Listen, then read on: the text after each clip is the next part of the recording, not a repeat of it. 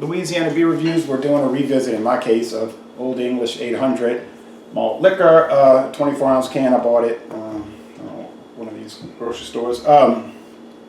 Sold just about everywhere, just about every outlet that sells malt beverages. Yeah, you can get it in the bottles, cans, 18-ounce bottles, 40-ounce plastic bottles, which I prefer not to get the plastic. This has been on the market since really the 1940s. The modern version came out around 1964, but back in the 1940s it was called Ruff's Olde English Stout Malt Liquor. And I was looking at some old labels from the 1940s, and it used to be 8% alcohol. Oh, wow. There's still an 8% version out there in Texas. We get the 6% over here. They don't call it stout malt liquor anymore. Yeah, because now stout refers to a color. It was a Pabst brand. Whoops. It was a Pabst brand years ago, but Miller bought it from Pabst in 1999. They say it wears a crown because it's the king of malt liquor. But it is really one of the... I thought that was King Cobra.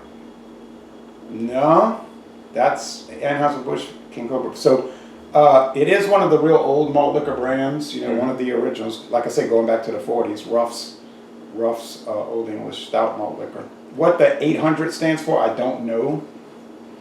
It's in quotes too, with a registered brand and all that. So I did notice one thing now. When it was we should find out what that it's all about. Yeah, when it was a Pabst brand, it used to say charcoal filtered real prominent. It says right on the can, for customer questions, call 1-800. Yeah, they usually give you information like where you can find it and stuff. They usually don't have too much. But it used to be charcoal filtered when it was a Pabst brand, but I think Miller didn't want to pay for that, whatever. Yeah. So, well, it's a pretty one. That's by July. It's got a nice medium to dark yellow color to it. Bubbly, clear. Bubbly, clear. Big bubbles, though. It's a dark gold. Yeah, big bubbles. Definitely not the champagne of beer. Bubbles. Now, you've had it before, Olde English? I've tasted it coming and going. I never really picked it up. A lot of stores have the 18-ounce clear bottles for $1.09. It smells good. It does not have that distinct smell that I get from the ice beers. Yeah, it's not ice beer. Yeah, but it's a malt liquor, which means, by American standards, strong it's beer. Above. Right. What is the alcohol in this? 6%. 6? In California, it's rated at 7.5. So it's a different recipe on the West Coast, but I've never had the West Coast version. In Canada, it's 8%, and there's a high gravity version you can get in Texas. I don't like high gravity beers. All you taste is alcohol. You don't really taste beer. Although I saw you drinking that Natty Daddy, you found it wasn't as boozy or something? The Natty Daddy, I didn't really like it. It was too boozy. Oh, okay. That's another time, another place. This is actually pretty good. It's not bad. The mouth feels light to medium. It goes down pretty good. It doesn't have any aftertaste, which is, for some reason, I thought we'd get that. It's just it's a well put together beer for something you consider to be a bargain beer.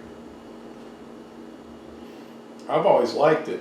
It has changed since they went to Miller, but I didn't find it so linger on your palate a little bit, but not in a bad way. Not like that nitro beers do.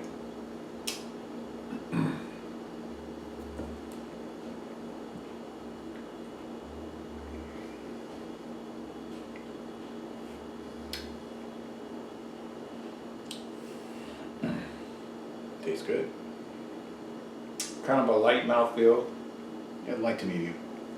Light to medium and pretty clean finish, crisp. It does. It's clean, it's crisp. There's no bitter aftertaste to it. I was expecting, you know, when you see Olde English, it's usually right there with the old Milwaukees, or it's around other bargain beers. Like Pabst Blue Ribbon. Or PBR. I don't really consider PBR bourbon. PBR is running probably $1 less than your mainstream. Yeah, it's so not that's like that's really not really a bargain. Not beer. like the old days. It's just right. Used to be able to get PBR for $3.06. Same thing with the MGD. Well, this would be a good barbecue beer, I think. I think it's a little heavy for any kind of hot weather. Be better for winter. Autumn. When it's cool. You know, you're not stressed. You know, when you're sweating and you're moving around and all that, you really don't want something this heavy. This is like a, if you're not going to do anything, hang out type beer. Because it's hot now outside. I mean, we're in the 90s now, and it's not going to cool off until October. Well, it'll cool off when we get a little tropical wave this way. Yeah, we don't want those kind of.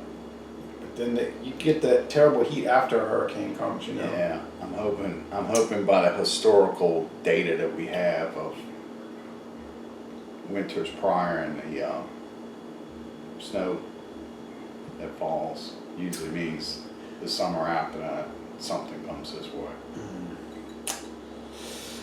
Well, I don't know if this is the. Oh, I'm starting to pick up a little hop action at the end of the sip, like Yeah. a little hop bitterness. Very faint. It's there though.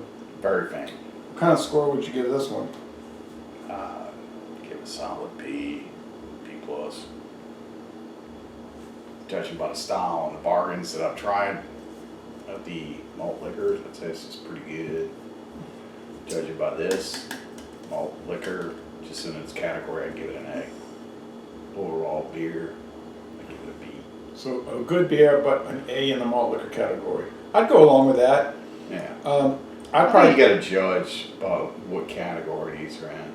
I'd say B plus overall. Could be argued to A minus myself, but I'm kind of maybe too easily pleased.